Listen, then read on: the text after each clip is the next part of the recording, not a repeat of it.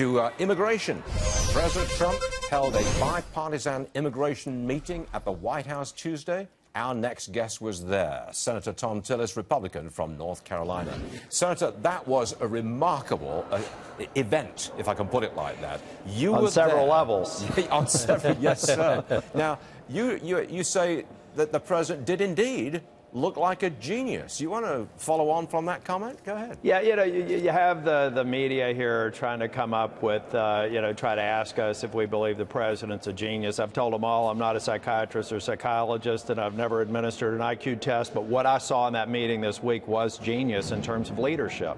It was forcing people to have a public discussion about the gaps that we need to resolve so that we can come up with a secure border and a solution for the DACA population. He did an extraordinary job, and we need to do more of that. That's exactly what it's going to take, that kind of strong leadership to actually solve this problem that's existed for decades. Now, it wasn't expected, was it, that he would allow the cameras to stay, 55 minutes? Were you expecting that? Well, look, the one thing you learn when dealing with President Trump is expect the unexpected. So it wasn't really odd that they stayed. What was funny is about 25 minutes into it, I honestly believe the reporters were saying, do they know we're still here?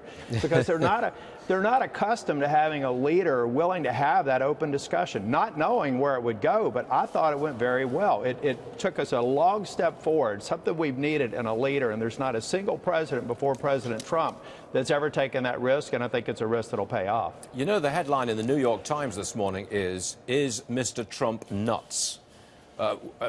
Yeah, I mean, really. But go ahead, make your comment, please, Senator.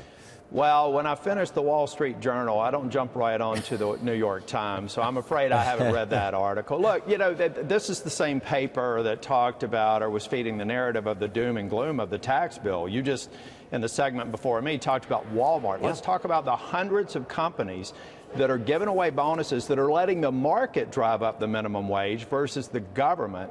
So, it's just an outlet that I don't spend a lot of time looking at because I think it's a distraction. The big four, if I can use that expression, that would be Leader McConnell and Speaker Ryan, Nancy Pelosi and Senator Schumer. They were not at that meeting on Tuesday that you were there. Does that, to some degree, maybe undermine their leadership of the two parties? No, I don't think so. What it points to is the leaders have a big job. They're trying to coordinate. They're kind of like air traffic control. But we need some pilots at the table who are going to work on getting specific legislation that I know Leader McConnell will move forward. And I know that the president will sign because he said it at the meeting this week. So I think it's right to get it to the level where those of us who have invested a lot of time and resources to bridge the gaps, come up with sound policy, pass it on a bipartisan basis, and solve a decades-old problem. You've got to have 60 votes. If you want to build the wall, get rid of chain migration, get rid of the lottery, and accept the DACA people, then you've got to have 60 votes. I've got 10 seconds. You're going to get 60 votes? I think we will, and I think we'll get it far ahead of the deadline. Yes, sir. Mr. Senator, thanks very much for joining us. Thank you. We appreciate it. Thank you.